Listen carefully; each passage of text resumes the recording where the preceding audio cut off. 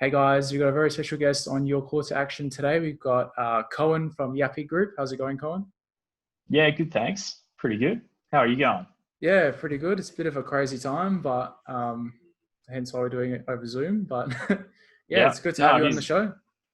Pleasure. So why don't you introduce yourself to our listeners, Kohen? Yeah, my name's Kohen Grogan, and I'm the founder and managing director of a company called Yappy Group. We started 8 years ago to solve return on investment in social media. So we're one of the very early players in that space. We profitably scale e-commerce businesses now. We're the best in the APAC at direct response with all of Facebook's platforms. And we're in a pretty unique spot because we've got three-way partnerships between us, the platforms and online and transactional data companies, which means we can get highly granular with who we're targeting, which is really cool. Yeah, Yeah, so that's a little bit about us.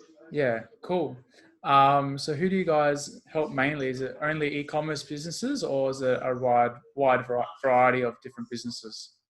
Yeah, look, we've got different offerings. One of our core offerings at the moment, though, is around e-commerce and has been for a while. So we've worked with a range of different brands, some of them very familiar brands like Virgin Australia, Yeah, News Corporation, um, yeah, a whole heap that you'd be familiar with, McDonald's, Pandora Internet Radio. And then we've also worked with smaller guys to help them with their go-to-market strategy and actually executing that to scale them into new markets and yeah. grow them. Yeah, Yeah. cool. So I wanted to get you on the podcast just to talk about e-commerce and a little bit about social media and how to get return on investment on social media. Yeah. So, what makes you excited about e-commerce in a general sense? I mean, there's so much about it. One of the key ones is just the growth of it. I mean, that's exciting. Yeah, it's Um, crazy. yeah, it's growing exponentially, and there's so many new markets that are opening up and giving opportunities to businesses who can be based anywhere in the world, Yep. and they can really scale their businesses now due to e-commerce. So that's one of the things that's exciting about it. I think the other thing that's really exciting is just the amount of data that's being captured now, Yeah. and having a look at transactional behavior and how people actually behave, and then being able to map that out and ensure that you get the right kinds of communication in front of people at key stages through the sales process to Yep. make sure that they're more likely to purchase something. So that's what I love about it. It's the data that you can capture. It's a lot harder to capture that in physical retail. Yeah. That's true. So yeah, it's pretty fascinating what's happening. Hmm. Yeah. So, what are some trends that you're seeing right now in the e-commerce space? There's a lot of growth, is one of the key trends, but you have a look at markets such as Indonesia, the compound annual growth rate's over 40% year on year. It just keeps growing rapidly. And there's, a few key reasons for that. One of them is the infrastructure and stuff there. It's really annoying. I don't know if you've ever been to somewhere like Jakarta, but to jump in a car and go somewhere Yeah. is very, very difficult. So people are quite happy to have it delivered by a third party and order that stuff online. So there's a bit of Yep. a trend happening there. Um, I guess, like in the COVID-19 situation, there's a whole heap of trends starting to happen with the sorts of products and services that people are consuming online. Yeah. So that's really fascinating as well. And I guess looking at e-commerce, there's so many different types of products and services that can be, you know, brought to the whole world from Yeah. anywhere. It's Yeah. really an interesting space to be in. That's the thing that gets me probably most excited is the bit like someone who lives in Iceland could sell, product in Australia, because you can buy anything online from anywhere at any time. That's something that's so powerful and something that I guess physical retail, doesn't necessarily have. Like you have to physically go there, whereas online it's yeah, the possibilities are a bit more endless. Yeah, and I think the opportunity for entrepreneurialism and for people to start their own thing is rapidly increasing as well. there's so much opportunity to look at things slightly differently, or, you know, be really interested in a certain type of product and to create your own brand. All these things now that traditionally would have been very difficult are now available to anyone with a laptop computer. Yeah. It's pretty exciting. Yeah. So what do you think are some of the challenges that e-commerce sellers are facing, in particular now with the whole COVID situation going on? Yeah, I mean, one of the big things we spoke about is relevance. So being as relevant to people as possible. Yeah. Definitely one of the problems is some products aren't relevant right now. Yeah, it's true. So, you know, a lot of people are still trying to sell products in a completely wrong environment, and it's just a waste of time. What they should be doing in this kind of environment is building the brand, and not focusing too much on the sales or cutting spend, which we're seeing a lot of. So a lot of particularly larger brands are literally cutting spend on all platforms, digital and traditional. And so that's something that's been pretty interesting. But on the flip side of that, with every crisis comes opportunity, and we're seeing the cost of conversions drop significantly, by more than 30%, which is crazy. So there's a massive opportunity if you've got the right kinds of products to Yeah. be really doubling down and smashing it in this environment. So the cost to reach people and engage them is much, much lower now. It's like moving back 5 years ago, because the cost obviously is increasing over time with all digital. Yeah. So that's been pretty interesting. And I think another thing that's quite interesting as well, there's a lot of products out there that people aren't searching for because they need to be exposed to it and be educated about the product first. Yeah. And it's never been a better time and a cheaper time to be educating people through content and paying to get it in front of people, Yeah. because of the bang for buck that you get at the moment. It's pretty crazy. So, Yeah. Cool. So just before we get a bit more into paid advertising for e-com, I just wanted to ask you, like, how's everything going with the whole COVID situation at Yappy? Like, yeah, how are you guys dealing with yeah, it? it's an interesting one. Um, it's been quite varied. I mean, certain industries have completely switched off. Yeah. Some contracts have been put on hold for a while. We haven't had any cancellations yet. People believe in us and what we do, so we're quite fortunate in that respect. But yeah, I mean, we've definitely, like most businesses, had had some effects that we've needed to deal with. We're all working from home. We Yeah. have been for almost a month, um, and that's changed the dynamic for how we communicate, obviously, but also how we get things done. I actually see it as a really positive thing. I think there's a lot more efficiencies and things that we're starting to build out purely because of the crisis situation that we've been put in. So Yeah. my main priority during this time is for all of my staff to keep their jobs. So that's my main mission, and so Yeah. far so good. And I'm confident we'll be able to ride through it. So we're quite fortunate in that respect. Yeah. Nice. Cool. Yeah. How are you guys going? I think we're like bucking the trend. I think I think because we're in the online space and yeah, just more people are not going to the physical outlets anymore. It's more so people buying online, and obviously we send Yeah. online orders out. So yeah, we're having this is unprecedented demand for what we do. So yeah, Yeah. we're It's one of the pretty lucky ones, I fascinating. think. Yeah. Yeah, Absolutely. And like I said, there's certain products that are just, moving hand over fist. It's crazy. Like Amazon have already recorded higher sales volumes than what they have during the Christmas kind of yeah. period, which is We're their we're most busy. we're the same. Like we've seen for certain products. There's this company that sells like indoor gym equipment. Obviously, the gyms are closed Oh, now, so these yeah. guys are having just a crazy time. Like unprecedented Yeah. even by them. They didn't think that it was going to be this crazy. But yeah, like it's just crazy times. Yeah, it's pretty Yeah, cool. There's a bunch of categories that are just going through the roof. yeah, So, yeah, it's interesting. definitely. Um, So let's talk about some paid advertising stuff for e-com. So what are some things e-commerce business owners need to take into consideration when spending money on paid ads? Yeah, there's a few things. I guess one of them is first you have to know who it is that you're trying to target, because a lot of people just waste money on people that are completely irrelevant, Mm, and they'll assume that their customer is everyone, but that is absolute bullshit. There's certain groups of people that are going to be more likely to purchase your product. So getting that down pat first, but then using data and getting as granular as possible. And look, if you don't have access to third-party data like we do, just getting really specific with how you're targeting people. I'll give you a basic example.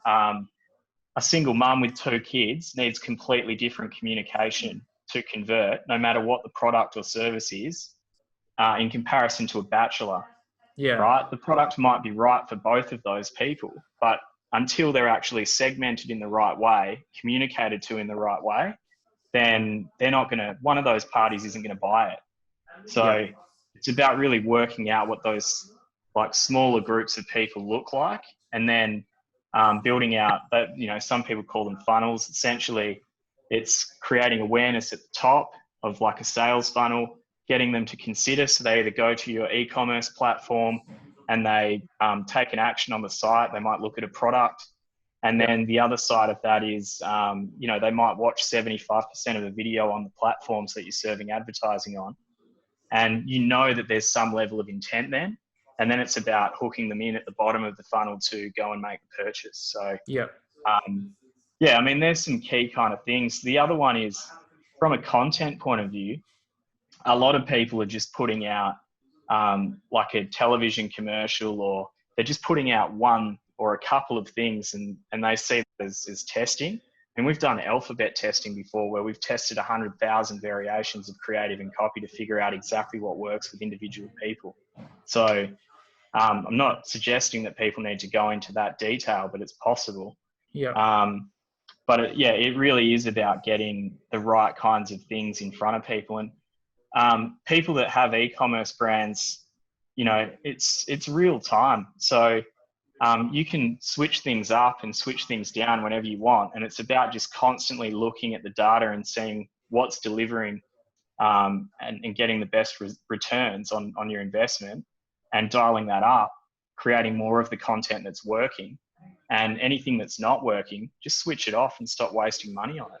yeah, So people just need to be diligent and spend the time to analyze things properly. yeah. So what metrics do you recommend they look at or they should be tracking when coming up with these decisions? Yeah, look, it does vary depending on the product and also the goals and objectives of the business. Yep. A lot of people seem to be tracking and looking at return on ad spend and things like that. I reckon one of the key ones that people often forget about is actually the lifetime value of a customer. Mm. There's some products that people only buy once and they'll buy it every 3 years. But there's a lot of products and a lot of e-commerce plays where once someone's tried the product once, working out what that lifetime value of core groups of customers is means that it might cost you X dollars to acquire that customer, which might be, at break even or potentially even cost slightly more. But the lifetime value of that customer is 10 times that. So a lot of people don't seem to look at their data and actually figure out like the key things that really matter. And what matters at the end of the day is profitably growing the business. So really knowing what those metrics are. But look, when it comes to optimization and things, you can optimize on so many different levels. So, I always strongly suggest that you optimize for different actions on a website. So, you might optimize for an add to cart as opposed to a purchase. And you might see that the cost for a purchase actually drops when you do that. You could be looking at cost per thousand instead of cost per click. But it's about really splitting things out in a detailed way so that you can actually have a look at the levers that you can pull as a business and switch on more of the ones that are working to drive more business at a more acceptable cost. Yeah. So, there's some of the key things. And Also, like really having a look through the analytical data that comes through as purchases happen. So where are these people purchasing from? What age are they? What kind of devices are they purchasing on? You know, did they purchase because of an Instagram story? Did they purchase because of an Instagram feed insertion? Was it Facebook? Was it Messenger? Yeah. Really having a look at those things and figuring out where they're getting the best possible return on investment and scaling that up is a really important thing as well. Yeah. So what key events should you be tracking for retargeting purposes? You mentioned some of them there, like add to cart and stuff like that. You can retarget people who go to your cart. But what were the top three you would recommend for a sales funnel, let's say? Yeah, okay. Add to cart's a no-brainer. Also, yeah, using purchase events as well. It's not really retargeting, but Yep. creating those lookalike audiences is a really quick way to go find some people that are similar. Yep. And then also having a look at people that have, added cart in the last 7 days, haven't come back and purchased, just reminding them that, you know, that product was in their cart. And you can do a lot of this stuff with dynamic advertising and automate it, make it really simple. Yep. Yeah, I mean, there's some of the key ones, but there's a lot of different ways you can carve it up. So even just a specific product view can be a good one. It's about just trying each of those different events that you can set up and then analyzing and seeing, you know, if you're getting a return over time. The other one as well is people really need to have a look at their attribution models that they're using. So having a look at Google Analytics, obviously Google and Facebook hate each other. They don't get on so well, but there's a middle ground in there. So if you can go have a look at Google Analytics and then find Facebook, you can change the optimization strategies, but also the way that you're actually attributing sales, and you can get that far more accurate across the board if you spend the time digging into that data as well. Okay. So Google Analytics and Facebook, is this also Facebook Analytics, like insights, or is it more so looking at Business Manager? Like how would that work? Yeah, Business Manager, insights. It's comparing, like, because you can change the attribution window on both sides. So it's about finding that middle ground. A lot of people, they look at Google as you know, the Bible. Everyone's so familiar with Google and how that works that they go off those results. Yeah. And the way that these two platforms attribute are very different. And one of the main things why they're so different is because Facebook has an ID number for every person that's using the platform. So you never really log out of your app. Anytime you're logged into Facebook, they can track you as a unique user all the way through that whole sales process across device and across platform, which is something that Google can't do. So Google's tried very hard with Google Plus to try and make that happen, but they can't. So the attribution modeling is very different in that case. Google tend to use last click, which is the equivalent of like having the arms guy out the front of a car yard and saying that the arms guy out the front of the car yard got you that sale, which is just bullshit. So be very careful how you're attributing sales to certain platforms and certain advertising. Yeah, cool. So talking about Facebook and Google, in your experience, which one has given you, I guess, the best results? I know it's a pretty hard question to answer because they're both different, but yeah, look, one of the key things, right? Google and Facebook, they both have a place. Google is intent-based. You have to be literally searching for something right near the bottom of the sales funnel. It could be, let's just use the example of a plumber in Sydney. Plumber in Sydney, right? Your intent, you need to go find a plumber. Everyone's bidding on those keywords, and there's a finite amount of people bidding at every one time. So the cost for those bids goes up, and sometimes it becomes cost prohibitive. There's certain products and services that search is great for because people know what they're looking for. something like Facebook is really good for products that people don't know they need or don't know about. Yeah. Because you can educate people through the whole sales process to bring them into the bottom of the funnel, the conversion part, that intent part, and you can pull them through in that way. So they're both very different. They both have their pros and cons. From our experience, I mean, we don't do a lot with Google at all. We've always specialized in returns with social. And they can work really well together, but it just depends on the product. Some products are get far better value from platforms like Facebook and Instagram and Messenger and LinkedIn than they will from Google, because of the nature of people searching and only a finite amount of people at any one time, and the cost for bids. Like, there's a lot of categories where it's cost prohibitive, and you're getting negative returns. With something like Google. Yeah, that's true. So in regards to social return on investment, how do you prove your social media return on investment? Spend X, get Y. I mean, it's become that much of a simple science now, where you get to a stage after you've tested and iterated enough to know that consistently, if you spend X dollars, you'll get Y return. And you've got to nail your attribution model. You've got to get that right. So once you've got that right, you've tested things, you've found those, I call them gold nuggets. You dig them out through this process of mining the shit that works. And once you've done that, that's when you'll start, really getting those solid returns. Another thing that's interesting though about social is Google and search. Basically, once you've got the keywords right with search marketing or advertising, it's set and forget. Like, you just leave those keywords on, and you might change things every now and then. Social is completely different, because once you've put a piece of content in front of an individual 7 times, guess what? They get bored of it.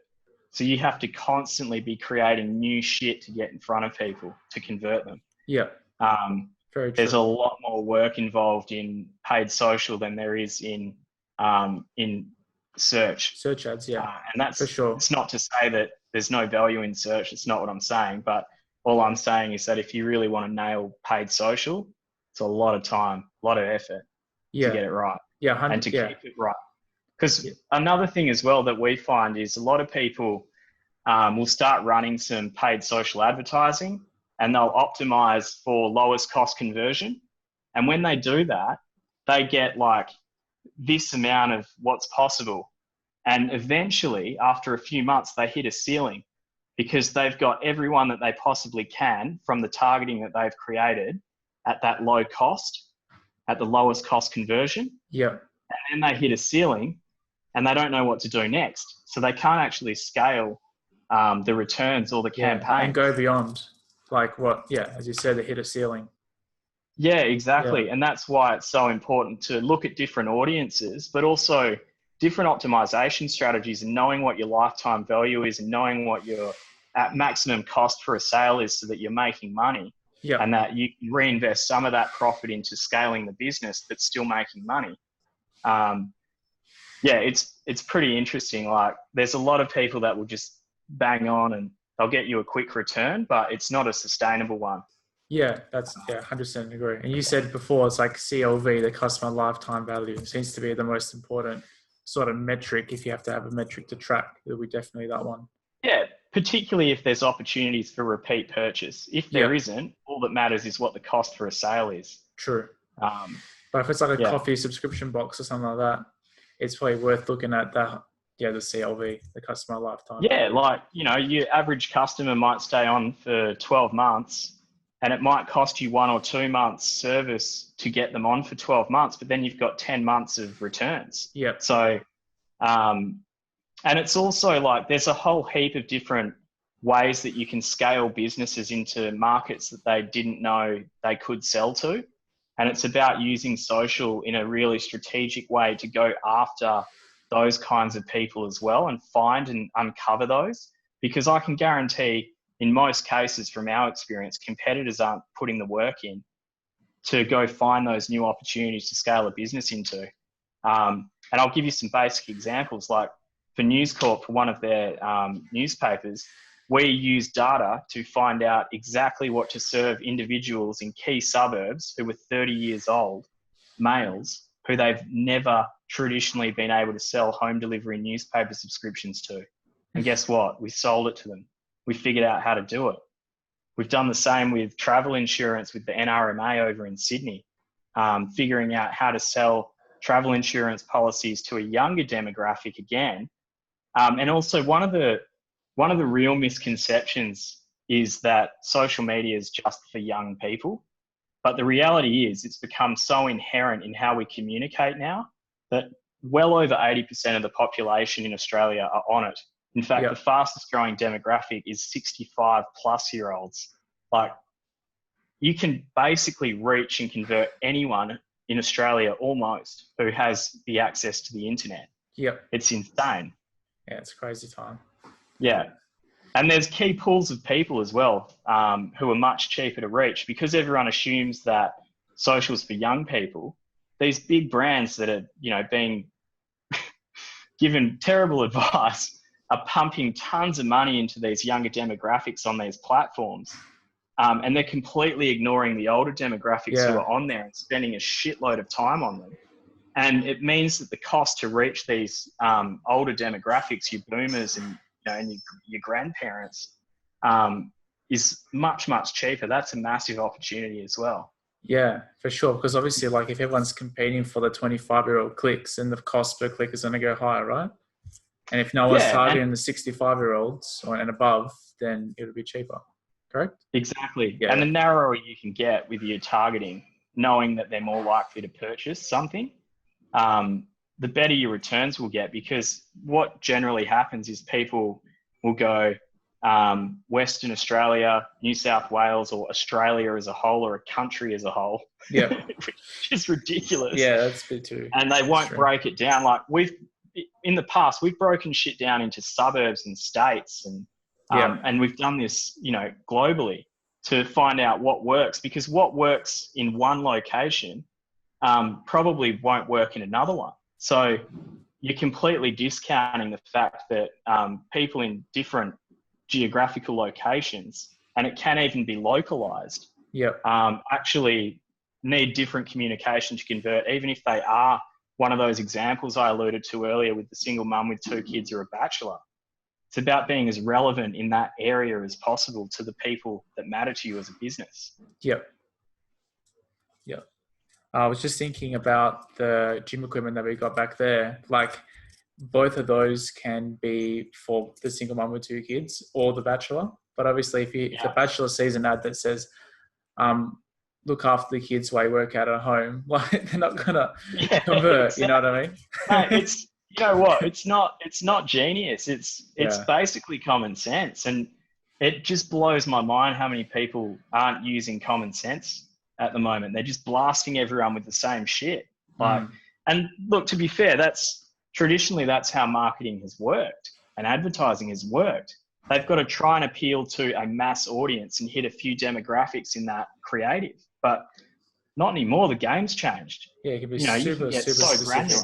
Yeah, absolutely. The more relevant you are to someone, the more, and the more value they're getting out of your advertising. You're not just pissing them off, which is what a lot of advertising does. Yeah, sure. I can't remember the exact stats, but it's something crazy. Like 92% of people don't trust advertising.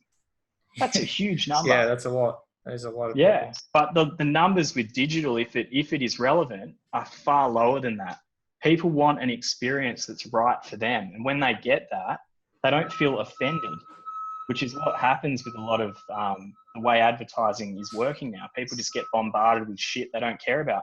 It's like if I buy a phone, if I was to use transactional data, right, which hasn't been done before, but it's possible now, we can target people knowing they've bought a phone in the last 2 weeks, then they're not going to get served Crazy John ads to buy a phone.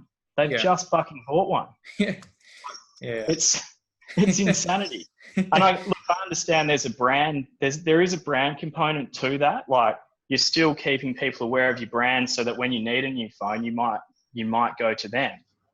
But things are so timely now. Like you have a look at purchase behavior, have a look at how people purchase accommodation now.